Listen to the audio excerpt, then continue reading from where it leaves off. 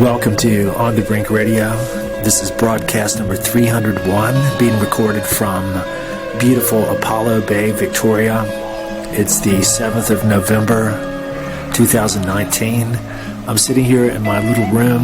The wind is howling outside. The rain is blowing. It's quite chilly. It's quite like an inclement winter day on the North Island of New Zealand back in July. But it's almost the middle of November here and well into spring. And it's quite beautiful. Normally I'd be recording this show sitting out on top of the sand dune little overlook at the Barham River where I saw my beautiful Michaelmas daisies a couple weeks ago. But due to the weather happening outside, I'm recording this in my room. I'd like to thank Sherlock Holmes for taking the time to communicate with me 2 or 3 weeks ago. That was a very interesting exchange, and I look forward to sharing more with him. We're going to try to do a joint session with John Drake,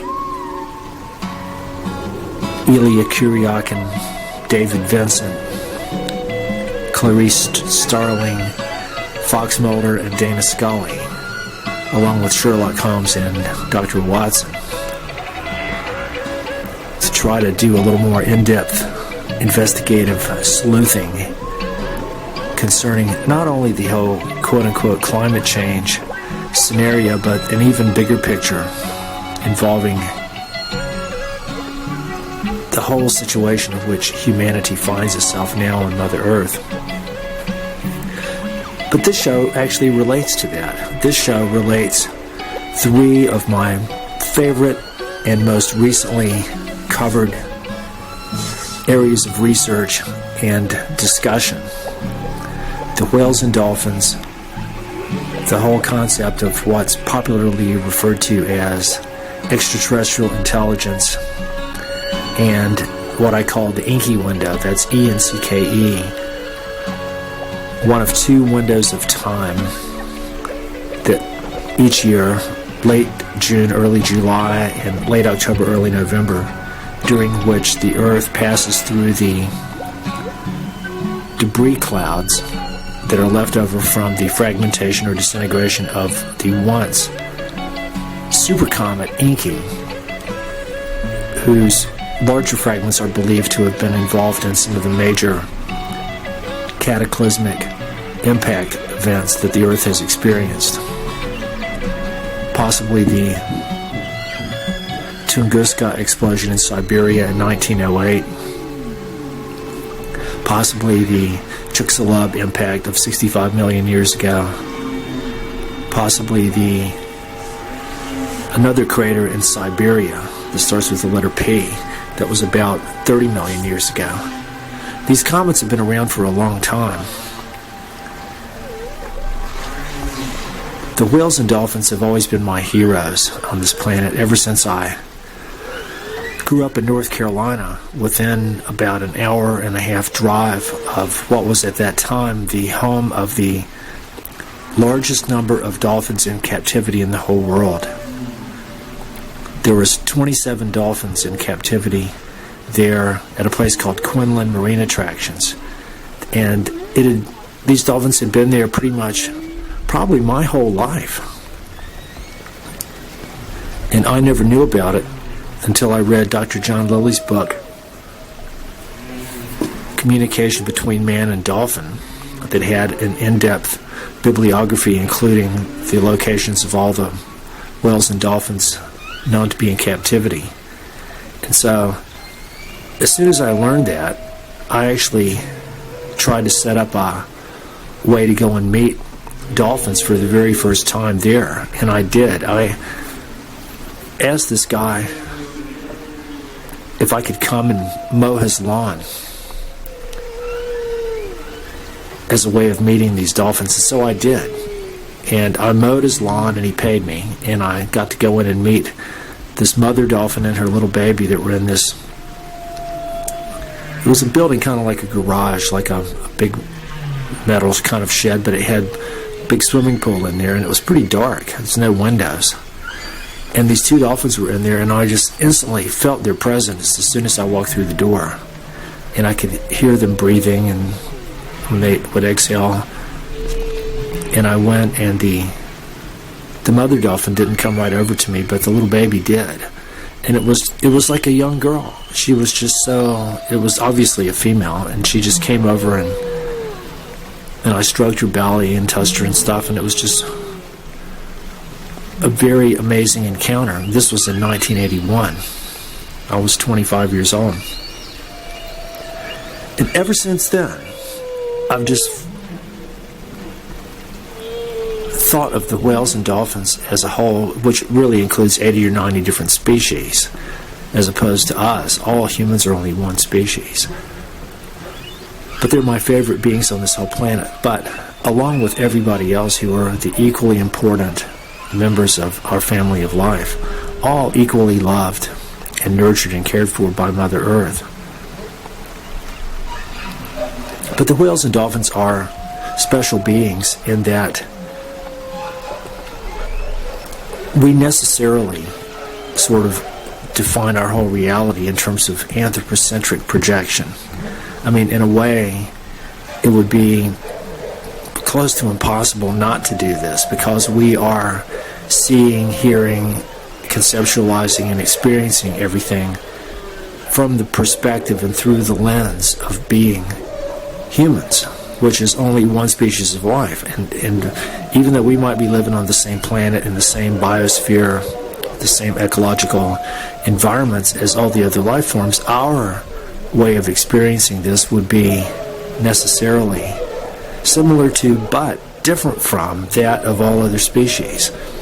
So just in the same way that it's practically impossible to know what another person's experience of reality is like, it's even another order of magnitude further removed to try to understand or grasp what another species' experience of reality might be like, even though you might be standing side by side, and some of the same photons might be hitting you from the sun, and some of the same sound waves of the ocean might be crashing on you, and some of the same smells, and some other familiar objects or beings close by.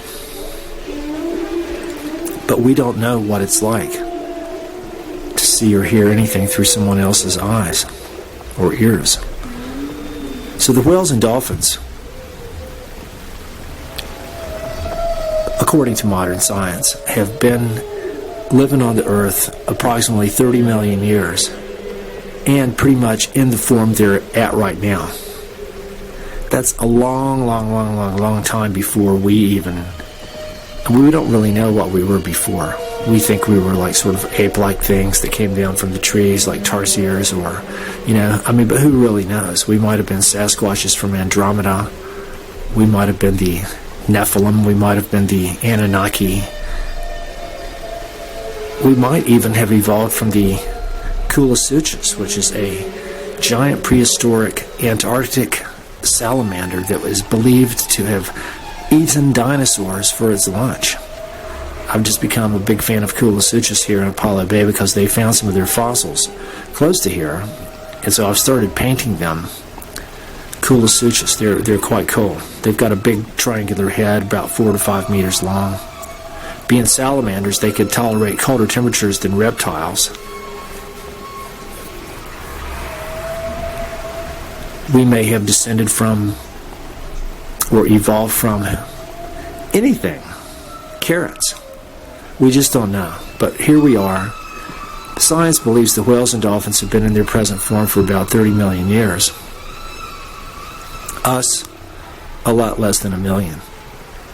And so, given that there's no firm boundary or line of demarcation between, like, who was our predecessor.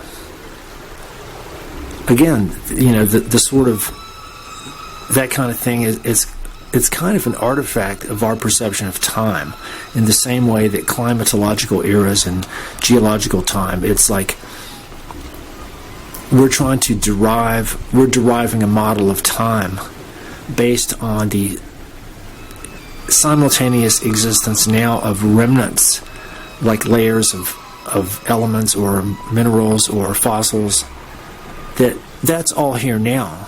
but it came to be gradually, layer by layer. So we're looking down through all these layers and then deducing, creating these models of reality based on very old substances that are here now, trying to determine what happened millions or billions of years ago from looking at this, even though we weren't there. So it's highly abstract, an extraordinarily abstract endeavor to create the models that we are and to give these models as much credence as we do. But I guess it's the best we can do, because other than that, what do we have? So one of the things that we have, for maybe not going back billions of years, but millions, is this thing called memory. We have memory. Memory is one of our most central cognitive functions that enables us to exist in a mental way. Because imagine if we had all the cognitive and neurophysiological sensation and perception abilities that we do, but no memory.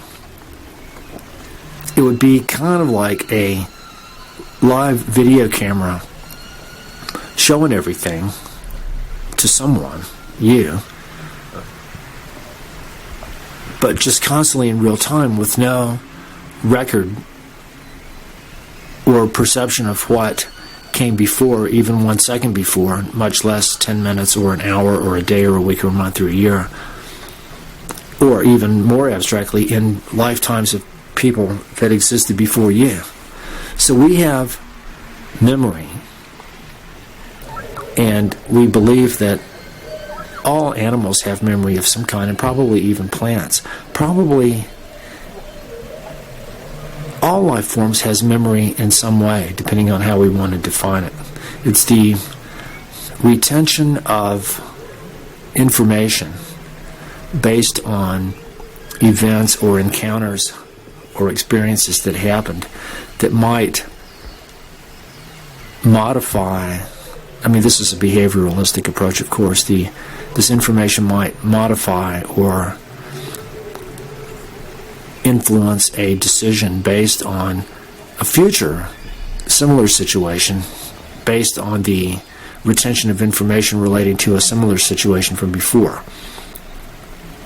It's probably the best I can do to create a generalized scientific definition of what memory is. But memory is if you recognize somebody's face, or you've seen that painting before, you know that's the song of a bird that you've heard before. But if we didn't have memory, everything would just be as if it was brand new, and so we wouldn't have a sense of identity of who we are, because you wouldn't remember. You'd just be a constant.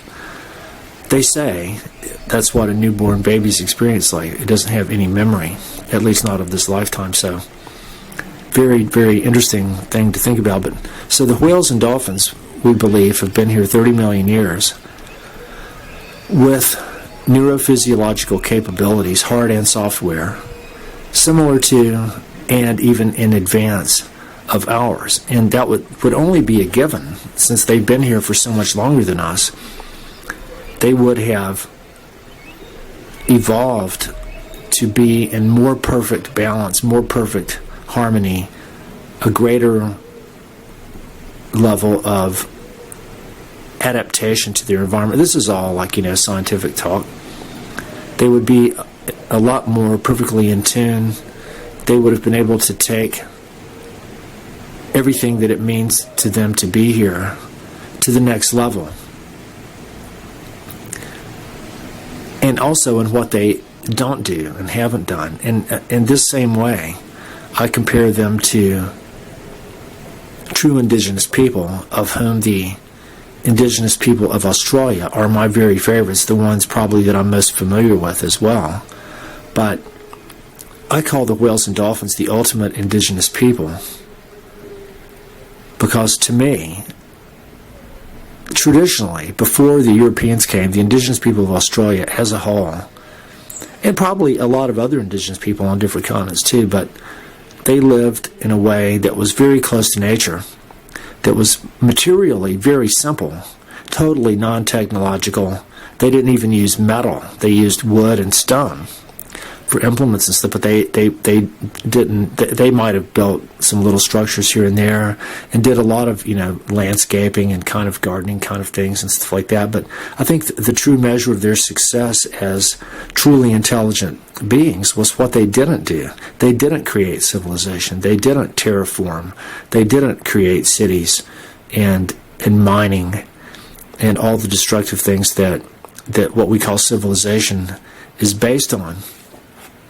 They had extraordinarily complex social systems and philosophical and cosmological worldviews and schools of thought and models of reality and forms of expression, just as beautiful and sacred and real and comprehensive and in-depth as any cosmology of any culture, including the Bible, which really just represents the worldview of one tiny little group of displaced people from the Middle East.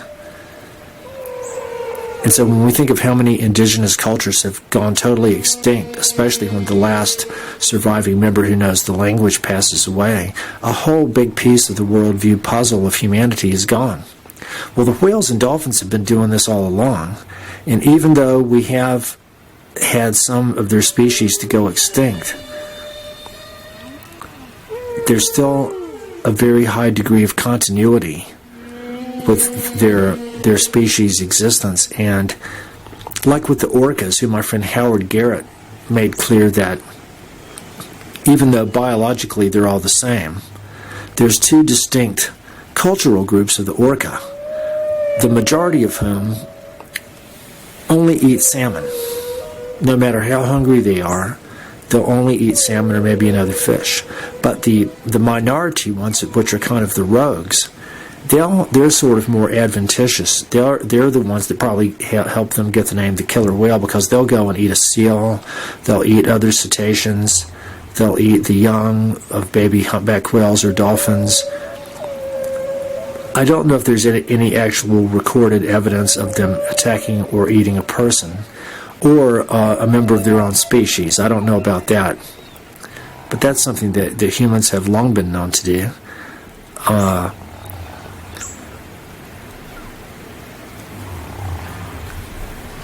So there are cultural groupings within species of cetaceans, and probably other animals too, if we really had time to look into it. But the point is that not only are the whales and dolphins, as I understand it, the ultimate indigenous people, they're also a true extraterrestrial intelligence. Terrestrial meaning relating to the earth, but also to land. So extraterrestrial, and I must thank Dr. John Lilly for pointing this out, extraterrestrial would mean, we usually take it to mean not from the earth, like from another planet or outside the solar system, another star system, extragalactic beings from space. But extraterrestrial in its more fundamental meaning can just mean away from land. So beings that live in the ocean would be extraterrestrial, in the same way that beings that always lived in the air, like for example an albatross that can fly for 2 years without touching the earth, he would be extraterrestrial being during that time. Or essentially extraterrestrial if he almost never needed to touch land. Probably have to lay his egg somewhere. But this is my view of the whales and dolphins. They're a highly evolved family of beings of many different species that have a lot in common, but it's a much greater diversity among the 80 or 90 species of cetaceans than it is among the one species of humanity. Yet we still, even myself included, we're still sort of trapped in looking at them in terms of this generalized grouping, which is just far too complex to try to start breaking down. If I was going to have this conversation and talk about every different species of whale and dolphin individually. So what I'm doing is generalizing based on my own knowledge and awareness to make a point about their true intelligence the intelligence of indigenous people, which I liken the indigenous people of Mother Earth. Their relationship with the earth and nature has been symbiotic, which means living together in harmony, or even in a relationship of where one needs the other in order to live and function healthfully and properly. Symbiosis. But opposed to symbiosis is what you'd call parasitism, where one life form lives on another, but to the detriment of its host. It's like sucking its blood, or eating its food, or eating part of its body from the inside out, or using its body to lay eggs, or consuming it for this and that. And I truly think that that's a really good way to characterize the difference between indigenous and civilized ways of life, is that indigenous living in its true form is symbiotic, and civilized living, as expressed fully in the world of today, is completely parasitic, and ultimately seems to be aimed at a very high probability of destroying its host, which is Mother Earth. And because living beings have a very strong tendency to want to survive and to stay healthy, very powerful healing mechanisms, that's why I feel pretty sure that Mother Earth is going to throw off everything that we're doing. In my comprehensive article I wrote about whales and dolphins back in 2012, it's called "We Are Not Alone Yet: How We Are Waging War on a True Extraterrestrial Intelligence." In the opening paragraph of that, I talk about how humanity's been living under this delusion that we think we're alone. We think we're the only species of life, the only beings on this planet that has intelligence, that has any kind of awareness of what's going on, that we have self-awareness, that we've elevated ourselves to this pinnacle of grandeur. I call it megalomaniacal in a way. And I don't think that that's an exaggeration. But we aren't alone. Only someone that's got third-order dementia could look around at all the fellow life forms, plants and animals and amoebas and diatoms and Kulasutra fossils and everybody, and think that we're alone or ever have been. How insane. And even if humans are the only thing that existed, how can we possibly be alone in a world with over 7 billion other human beings? So that's like, we're alone. That's just as much of a fictional delusion as living forever or ruling the world. These are sort of these generalized memes that people get stuck on. But I think that the whales and dolphins have been very aware of events and processes happening in the solar system and in the heliocosm for the entirety of time that they've been here, possibly in ways that are culturally transmitted among them, but also in real-time modes of direct sensory perception that involve means of information transfer that are totally beyond or unknown to us. And one of these things revolves around the fact that they live their lives entirely immersed in water, except when they jump out of the air or they go on the beach or something. They're in water. And so water is this extraordinarily unique and important substance. It has a unique bonding angle unlike any other molecule. And it gives water molecules the property of liquidity because of the bonding, but also the fact that this bonding enables any contiguous body of water to function as one macromolecule. So any little lake, any drop of water, any river, any ocean, any tarn, any pond, any body of water is really acting like one giant molecule. So it's fully coherent and integrated. So any body of water has molecular properties. And when you think about the entire ocean of Mother Earth, and how big that is, and its shape and its cubic volume. That's a lot of water. That's kind of like, basically like a shell. A shell of water around a solid core of a planet, but it's permeated all down through, and it's expressed on the surface as atmosphere and water vapor, but it's also dispersed through the bodies of every living thing, which probably doesn't constitute that great of a percentage of the mass of the planet, but in terms of the more biologically active living crustal element of the planet, that would be a large. That's where life is and kind of what it is. So the whales and dolphins are extraordinarily evolved mammals with neurophysiological heart and software similar to, yet more evolved than ours, but that have been living in water for millions of years.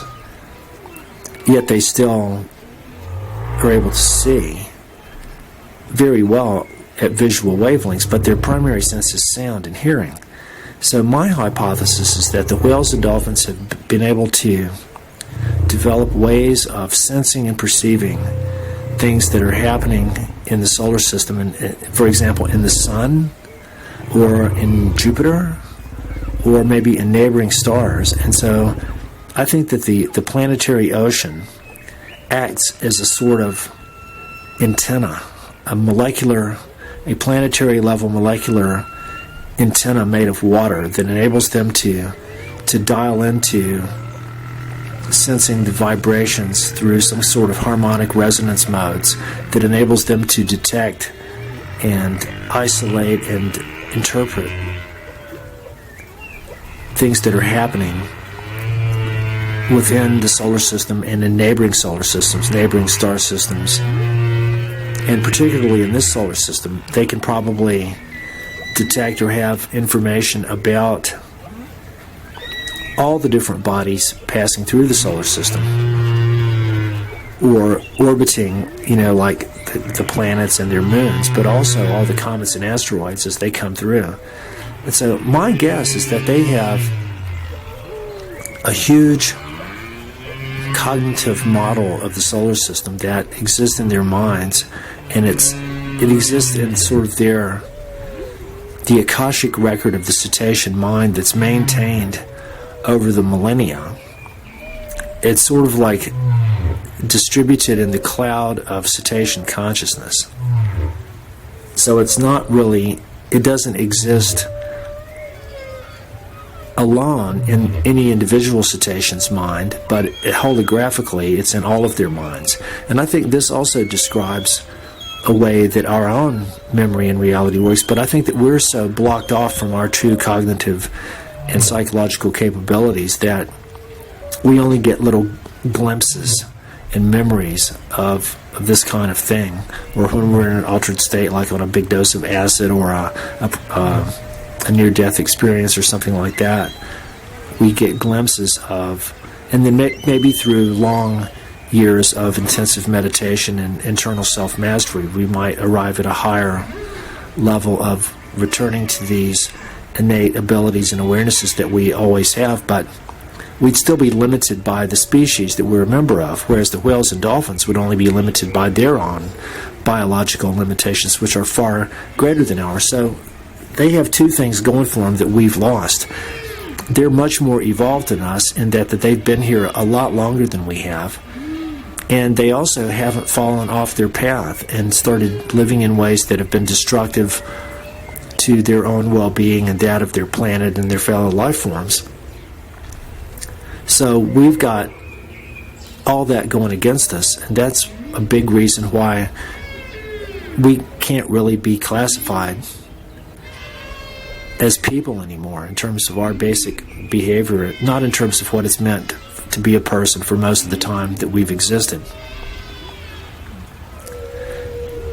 So my hypothesis is that the whales and dolphins are a true extraterrestrial intelligence and the ultimate indigenous people who have extraordinarily advanced knowledge and awareness, both culturally transmitted over time and in terms of real-time direct sensory awareness and perception of cosmic events happening within and near the solar system and the heliocosm, and that they know about things that have happened before, particularly cataclysmic and catastrophic events that have affected all of life on Earth, like comet and asteroid impacts, but also that they know things that are going to happen. Not necessarily that they're clairvoyant or psychic, but that they can sense it coming.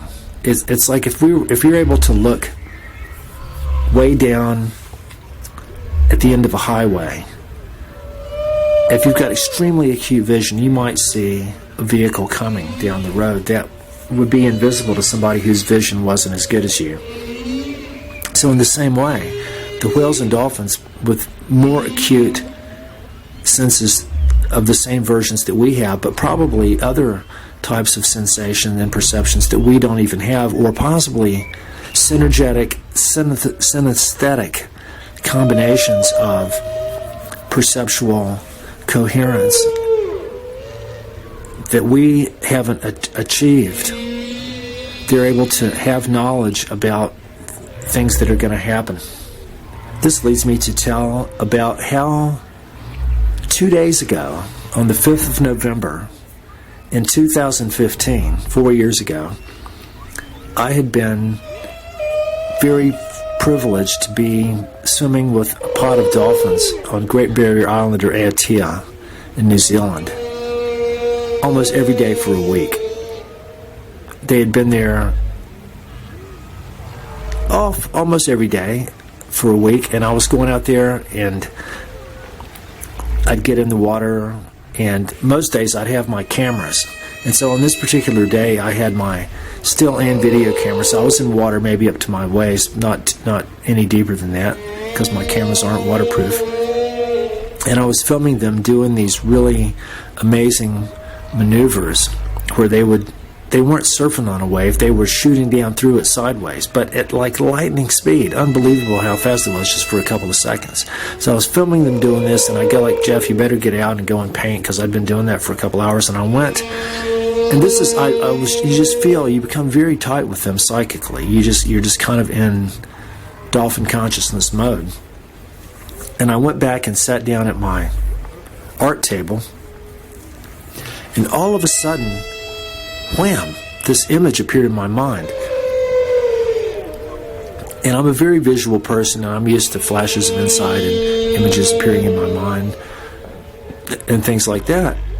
But this one was qualitatively and quantitatively different from any image I'd ever had appear in my mind. And I somehow intuitively knew that it was from the dolphins. The dolphins transmitted this image to me, and people might go, yeah, how do you know that? I go, but look, if you start reading up on people that have worked with whales and dolphins a lot, like trainers especially, they'll all tell you that they can read your mind, that they're known to be very telepathic beings. And also, a well-known whale and dolphin person from New Zealand named Frank Robson also wrote about their telepathic abilities.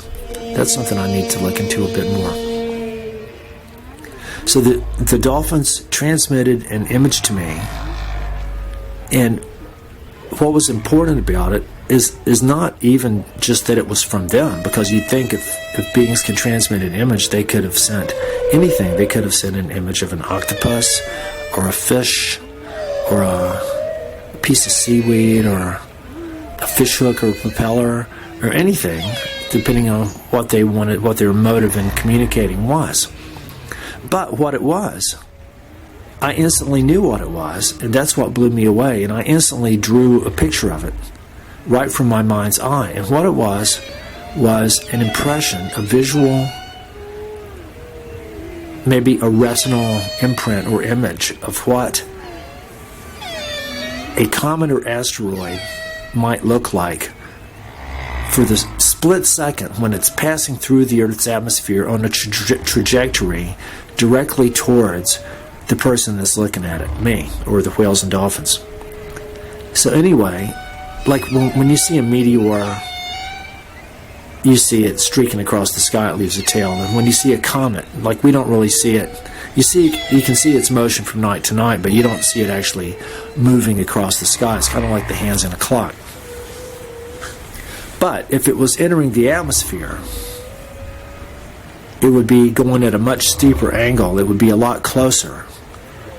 And if it was headed towards a point very close to where you were, it would be moving extraordinarily fast. And Bill Bryson has a great portion of a chapter in his book, A Brief History of Nearly Everything, where he describes this whole scenario. But if it was coming straight towards where you are, it would be blindingly bright, like a star, or like an arc weld flame, surrounded probably by a halo of incandescent colors and maybe some streamers and possibly even bolts of lightning or something coming out. And then, what came after that? Well, it just depends on what actually happened. If probably any whales or dolphins that were really close to where it impacted would have been vaporized like everything else, but there was probably ones that were within a certain radius of that who saw that basic image but who weren't killed. And it was their memory, and also the memory that was being transmitted into the cetacean Akashic record cognitive memory model. Even the ones that were killed would have been transmitting their visual information into that cloud as up until the moment when they were killed. So that's why all this information is there. And when you think about it, theoretically, all information that any being has ever experienced would be available in this sort of multi-dimensional Akashic multi-species record. Were we able to access it, or if there was a reason to, or we were allowed to, or enabled. It's one of those things that I just don't think people are ready to have that kind of access to that kind of information base, because we would try to exploit it. So anyway, I received that image and I drew it down, and it instantly blew me away because there was two components of the image that seemed equally important. One was that the whales and dolphins, not the whales and dolphins of then, but their ancestors had witnessed this event at least once and possibly more than once, and lived to tell their species wasn't extincted. So the ancestors of today are here, and they know about it. They know that this has happened before, and all the implications for the earth and life forms and the oceans and the atmosphere and everything. They know all this, but also they were also telling me, or implicit in this transmission, was that something like this is getting ready to happen again soon. Now that's huge, and there wasn't any kind of definite time frame with it, but that's what has constantly blown me away ever since. Because I think that they can know, they have ways of sensing, they can see, they can feel, they can hear that this object or objects is out there on a course to impact us. And as time goes by, their knowledge might be being refined as things change and it gets closer and it lines up, and they may be constantly or periodically transmitting more information to people like myself that are attuned and that are actually listening for what it is that they're trying to share. So I'm constantly trying to pick up on any sort of modifications or any new information they have relating to this kind of thing. And I try to express it through my art. And I try to learn about comets and asteroids as much as I can, especially the work of Victor Klub and Bill Napier. And I've learned about Comet Encke and how right now we're in the second of two Encke windows that happens each year. But another piece of information that was implicit in this message, this image from the whales and dolphins, was that it occurred within the Encke window on November 5th, 2015. So if that meant that one of these impacts that they were describing happened at that time, that would make perfect sense. So this is all just this sort of very big picture hypothesis that I'm organizing in my mind and trying to share. But I think that we don't really need to look outside the earth and our immediate family of life for an extraterrestrial intelligence to encounter, because they're here. They've been here longer than us. It's the whales and dolphins. In a more general sense, any life form living in the ocean would be an extraterrestrial intelligence too, in that every life form has its own intelligence. But, I could devote a whole show to talking about what that word actually means. And it's pretty big in the world today in two different ways. We've got the whole thing of AI, artificial intelligence, and we've got the thing of ETI, extraterrestrial intelligence. And we've also got SETI, SETI, the search for extraterrestrial intelligence, which was or is an ongoing technologically based survey of the heavens for specific kind of artifacts of technological civilization. But I think his name was Philip Morrison, the scientist. No, Richard Feynman. Anyway, I forgot his name, but he was talking about how whatever we detect, it's not going to be the quote-unquote alien beings themselves. It's going to be their technology, their artifacts. It would be like beings on Jupiter meeting one of our space probes and thinking that was us. So that's the kind of scenario. We are not alone, and we never have been. Except maybe in the sense of the delusional pinnacle of species superiority that we've placed ourselves on. The megalomaniacal pinnacle of superiority. We might be alone in that. We're alone as a species in that we're the only ones that aren't true to ourselves. We're the only ones that have become a threat to every other living thing on the planet. So in a way, we are alone. We've isolated ourselves in our own mentality. But it's only because we've gone to great lengths to construct what I'm calling a psychic firewall that blocks us out from hearing the voices of nature, the voices of our fellow beings, even the warnings and admonitions from elders of members of our same species, of indigenous people over the past hundreds of years, warning us about the path that we're on. Not to mention the voices, the cries and the songs and the sounds of all of our fellow beings. So from here within this second Encke window of 2019,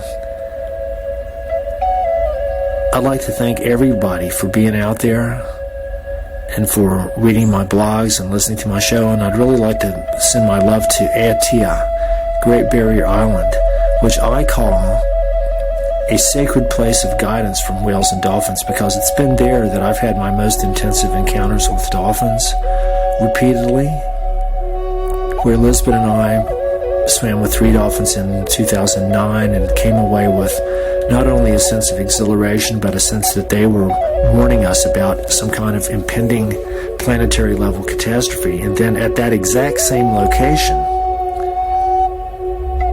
6 years later, when I was swimming with these dolphins, some of whom might have been some of those exact same dolphins that were there with us that day, getting that image transmitted to me. So I'm thinking that there may be, sometime in the near future, there could be a third communication encounter of some kind that might have the next level of information about all this, especially if I'm really open to it and actively seeking what it might be. If I've got a greater coherence of my own neuropsychological capabilities, a clearer channel to hear and respond to their information. But I'm constantly refining my abilities to do all that. We have a lot to be thankful for, but we must also all be aware of the part that each of us is playing as a member of the only species that is actively waging war against life on Mother Earth.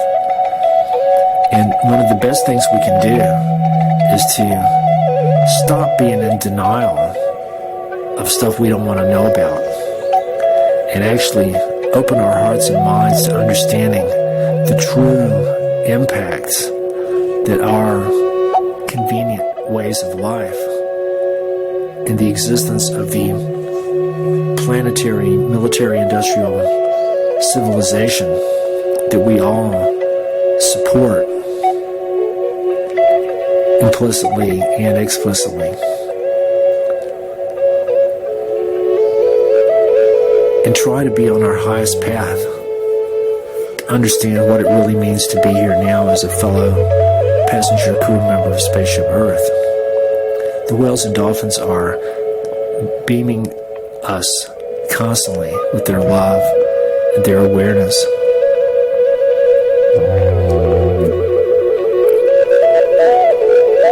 I can hear the sound of the waves right now. This is Jeff Phillips Wefferson signing off for On the Brink Radio. Live simply so that others may simply live. Walk in beauty on a path with a grateful heart that can be a magnet for miracles. He wahi tapu, wahi barahi mai, inya tahora inya aihi. Good day.